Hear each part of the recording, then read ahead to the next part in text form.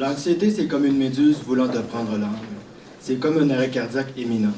Mais que tu sais à quelque part que tu vis sur des nuances de paranoïa. Ça pulse, ça expulse. Tu te dis, je vais sûrement mourir, c'est le feu dans ma maison. Le corridor de la mort est pas loin. Au final, tu vis ton enfer, mais après, tu surprends la psychose elle-même parce que tu es plus fou que la psychose en mixant l'impossible dans un pot pour récupérer ton toi-même.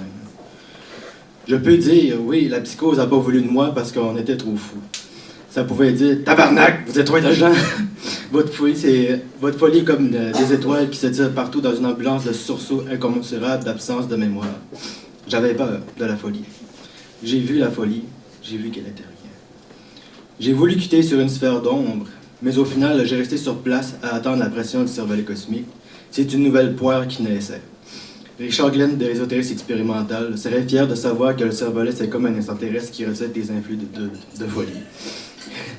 Le milieu de tout ça pour dire qu'en conclusion, je voyais que rien n'existait. C'était juste des illusions d'un système nerveux embrouillé.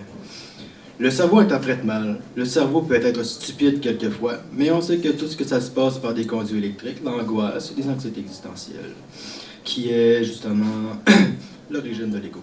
Finalement, je me suis retrouvé à me dire qu'on était déjà fou. C'est décousu, c'est explosif. C'est comme un air qui va et vient vers des galaxies où on sait que tout existe dans d'autres corridors de temps, que ça se maquille et que ça chante à coups de piano sur la tête.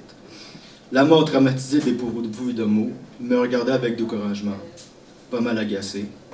Tu me fais peur, va vivre ta vie. J'ai toujours souhaité dans ma vie de mourir de rire, mais sur le coup d'un arrêt cardiaque éminent, pas sûr que tu veux en séduire l'apothéose de cette certitude.